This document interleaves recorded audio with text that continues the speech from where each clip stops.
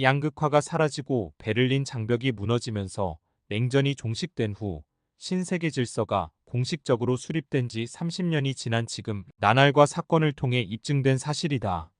1990년에 인쇄 및 출판된 책 더 뉴월드 오더의 페이지 중 하나 F. 신세계 질서 후 월드 오더에 대해 말하자면 이 책은 미국의 단극성에 비추어 신세계 질서를 위한 프리메이슨 계획에 대한 통찰력을 제공합니다. 책의 소개 부분에서는 일루미나티 프리메이슨이 비밀리에 공개적으로 작업하고 있는 몇 가지 숨겨진 일을 보여줍니다. 1. 사회 파괴를 허용하는 법률을 제정하여 가족과 가족의 개념을 해체하고 미래에는 동성 결혼이 세계 대부분의 지역에서 합법화되고 허용될 것입니다. 2. 부모는 결코 자녀를 양육하고 통제할 수 없습니다. 3.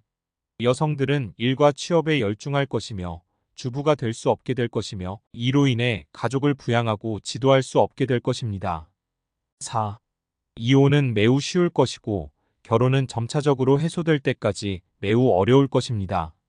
5. 종교는 왜곡되고 범죄화되고 극단주의로 몰아내며 그것을 믿는 자들은 절단되거나 투옥되거나 도태될 것이다. 6. 전염병 확산, 피임, 전쟁을 통해 세계 인구 밀도 감소. 7. 이 예배는 모든 사람은 새롭고 통일된 세계 질서에서 가장 큰 사탄인 루시퍼를 기쁘게 하기 위해 새롭고 더 큰 종교 정욕의 예배로 향할 것입니다. 시온주의자들이 초조하게 기다리고 있으며 그를 구세주 또는 구세주라고 부르는 외눈박이적 그리스도의 등장입니다. 이상한 점은 이 책이 1990년에 출간되었다는 것과 이상한 우연의 일치는 이 모든 일이 우리 눈앞에서 일어나고 있지만 우리는 그 이유를 이해하지 못한다는 것이다. 구독과 좋아요는 사랑입니다.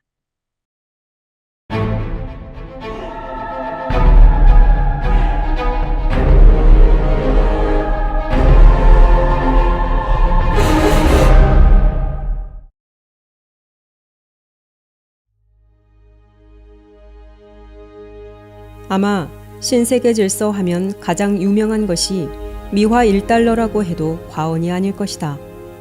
미화 1달러에는 가장 유명한 오컬트 상징인 전시한 피라미드가 등장하며 그 밑에는 신세계 질서라는 문구가 라틴어로 등장한다.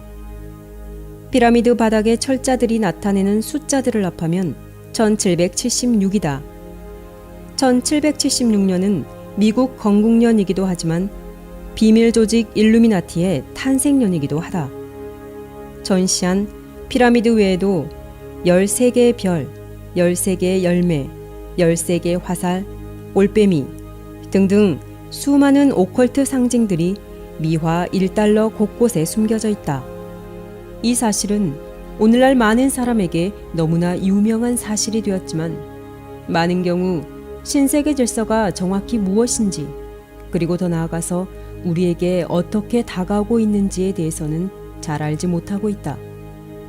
신세계 질서는 종교, 경제, 교육, 정치, 식량 등등 사회의 모든 부분이 중앙에서 통제되는 것을 의미하는데 이것은 프리메이슨과 같은 오컬트 세력이 인류의 타락 이후로 지난 수천 년간 이루기 위해 노력해온 오래된 목적이다. 어떤 의미에서 이것은 거의 실현되어 있다고 생각할 수도 있다. 왜냐하면 오늘날 모든 종교는 WCC를 통하여 하나로 통합되고 있고 경제와 교육, 정치와 식량 또한 세계화되어 전 세계가 하나가 되고 있다. 또한 영어는 세계의 공용어로서 널리 사용된 지 오래되었다. 언어뿐 아니라 온 세상이 울고 웃으며 즐기는 소재들, 즉 문화가 세계화가 되고 있다는 점에서 온 세상이 하나로 연합하고 있음을 우리는 깨닫게 된다. 그런데 오컬트 세력은 어떻게 그들이 원하는 신세계 질서를 이루려 하고 있을까? 이 점에 대하여 프리메이슨의 최고 계급인 33도 프리메이슨의 모토인 오르도 앞 카오, 즉 혼돈 속에서 질서를 이룬다에서 우리는 힌트를 얻는다. 혼돈 속에서 질서를 이룬다. 과연 무엇을 의미할까? 우리는 이미 예수회와 일루미나티의 원칙이 결과가 수단을 정당화한다라는 사실을 보았는데 그들이 혁명들과 전쟁들을 일으키며 그들이 원하는 결과를 이루기 위해 양편에서 싸운다는 사실을 간략하게 살펴보았다. 이제 그들이 어떻게 대중이 신세계 질서를 환영하도록 만들 것인지 살펴보도록 하자. 1871년 알버트 파이크는 당시 일루미나티의 수장 주세페 마찌니에게 한 편지를 보냈다. 흥미롭게도 그 편지에는 신세계 질서를 이룩하는 데 필요한 3대 세계대전에 대하여 자세하게 묘사되어 있었는데 그 내용은 다음과 같았다. 제1차 세계대전은 일루미나티가 러시아에서 황제의 권세를 없애고 러시아를 무신론 공산주의 요새로서 만들기 위해 일어나야 한다. 일루미나티 요원들에 의해 생겨나는 영국과 독일 제국 간의 분기가 이 전쟁을 조성하는 데 사용될 것이다. 이 전쟁의 끝에 공산주의가 설립될 것이고 그것은 다른 정부들을 파괴하며 종교의 영향력을 약화하기 위해 사용될 것이다. 역사를 아는 사람은 제1차 세계대전이 영국 중심의 연합과 독일, 오스트리아 연합이 양 진영의 중심이 되어 싸운 전쟁이었고 그 결과로서 러시아의 왕권이 사라지고 무신론 공산주의 러시아가 생기게 됐음을 잘 알 것이다. 제2차 세계대전은 파시스트들과 정치적 시온주의자들 사이의 분기를 기회로 조성해야 한다. 이 전쟁은 나치즘을 파괴하고 정치적 시온주의가 충분한 힘을 얻어서 팔레스타인에 이스라엘 국가를 세우게 되어야 한다. 제2차 세계대전 동안 세계적으로 공산주의는 충분히 힘을 얻어 기독교 국가들과 균형을 이루어야 하며 마지막 사회적 재앙을 일으키기 위해 우리에게 필요할 때까지 자제되고 견제받아야 한다. 제2차 세계대전 또한 파이크의 편지의 내용처럼 이루어졌다. 이 전쟁의 결과로서 시온주의는 힘을 얻어 팔레스타인에 이스라엘을 건국하게 되었고 일본의 전쟁 활동의 결과로서 중국의 공산주의의 물결이 흘러들어가 장악하게 되었다. 또한 전쟁 후 1945년 7월부터 8월까지 포츠담에서 미국의 트루먼 대통령, 영국의 처칠 수상, 소련의 스탈린이 만나 회담을 한 결과로서 유럽의 많은 부분이 러시아에 거저 주어진 바 되며 공산주의 러시아가 절대 권력으로 부상하도록 했다. 이 점에 대해 역사가들은 어떻게 상대적 약세였던 러시아가 그렇게 강성하게 될 수 있었는지, 그리고 왜 유럽의 많은 부분이 러시아에 넘어갔는지 알 수가 없었다. 그러나 역사책들이 알려주지 않는 비밀 조직들의 활동을 연구하면 이것이 어떻게 이루어진 일인지 우리는 분명히 보게 된다. 포츠담에서 프리메이슨 지도자들이 만나 회담을 가진 결과 프리메이슨의 계획대로 모든 일이 진행되었는데 이 사실에 대하여 우리는 특별히 교과서들이 알려주지 않는 자금의 출처에서 어둠의 세력 활동을 더욱 분명히 보게 된다. 이 점에 대하여 안소니 서튼은 다음과 같이 우리에게 밝히고 있다. 혁명은 언제나 독재 국가를 대항하여 정치적 또는 경제적 빈곤층이 일으키는 즉흥적인 사건으로 기록되어 있다. 서방의 교과서에서 당신은 혁명이 자금이 필요하다는 사실을 절대로 찾을 수 없을 것이며 그 자금의 출처가 대부분 월가로 이어진다는 사실을 볼 수 없을 것이다. 전 일루미나티 요원 스발리의 증언에 의하면 일루미나티는 정치인들 뿐 아니라 전 세계의 은행가들을 포함하고 있는데 윌리엄 A. 해리먼은 굉장히 활발한 활동을 한 해골단 회원 중 하나이다. 미국의 일루미나티는 마르크스주의의 러시아를 한편에 세우고 반대편에는 나치 독일을 세움으로 서로 대립하게 하여 그들이 원하는 결과를 창출하였다. 그들에게 이 과정에서 얼마나 많은 무고한 사람이 죽고 고통을 당하였는가는 중요하지 않다.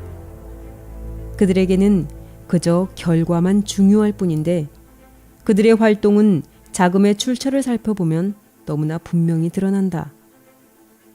그런데 흥미롭게도 그들이 계획한 대로 강력하여진 공산주의는 냉전의 공포로 온 세상을 떨게 할 정도로 강력하게 되었지만 그들의 계획 속에서 달성할 일을 모두 달성하자 쉽게 무너지고 말았다. 바로 교황 요한 바오로 2세를 슈퍼스타로 만들고서 말이다. 레이건과 교황이 어떻게 공산주의를 무너뜨렸을까? 그것은 거룩한 동맹이 아니라 계획된 음모였다. 공산주의 러시아는 목적을 달성하여 사라지며 적그리스도라는 타이틀이 붙었었던 교황에게 영웅이라는 새로운 타이틀을 주었다. 중세기 교황권의 핍박을 피해 미국으로 도망한 청교도들은 교황을 적그리스도로 지목한 종교개혁가들의 후예들이었다. 그런데 바로 청교도들이 세운 미국이 그들을 핍박하던 적그리스도를 슈퍼스타 영웅으로서 맞이한 것이다. 그렇다면 제3차 세계대전에 대해서 알버트 파이크는 어떻게 기록하고 있는지 확인해보자. 제3차 세계대전은 일루미나티 요원들이 시온주의자들과 이슬람권 지도자들 사이에 생성하는 분기를 기회로 조성해야 한다.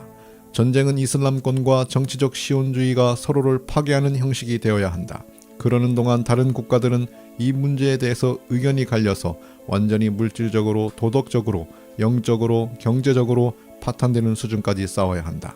우리는 니힐리스트들과 무신론자들을 풀어놓을 것이고 그로 인해 우리는 가공할 만한 사회적 재앙을 불러일으킬 것인데 그것은 완전한 무신론과 야만성의 근원과 최고의 피비린내 나는 소란들의 영향들에서 오는 공포를 국가들이 분명하게 보여줄 것이다. 그래서 방방곡곡에서 국민들은 자신들을 소수의 세계 혁명가들로부터 보호하기 위해 문명 파괴자들과 기독교에 빠진 수많은 사람을 몰살시킬 것인데 그 순간부터 그들의 영들은 방향을 잃은 채 이상을 찾아 헤맬 것이고 무엇에게 그들의 경배심을 주어야 할지 모르게 될 것이다. 그때야 순수한 루시퍼 교리의 진정한 빛이 전 세계에 공개적으로 드러나게 될 것이고 그들은 그 빛을 받아들일 것이다. 이 빛이 드러나게 될 때 일반적인 복구운동의 결과로서 기독교와 무신론의 파괴가 일어날 것이며 동시에 둘 다 정복당하고 제거당할 것이다. 알버트 파이크가 예고한 3대 세계대전 중 1차, 2차 세계대전은 그들의 계획대로 진행되었다. 제3차 세계대전을 불러올 이슬람과 현대 시온주의자들 사이의 갈등은 2001년 9.11 사태 이후 점점 더 고조되고 있으며 온 세상은 시간이 흐를수록 점점 더 물질적, 도덕적, 영적, 경제적 파탄으로 향하여 가고 있음을 우리는 분명히 목격하고 있다.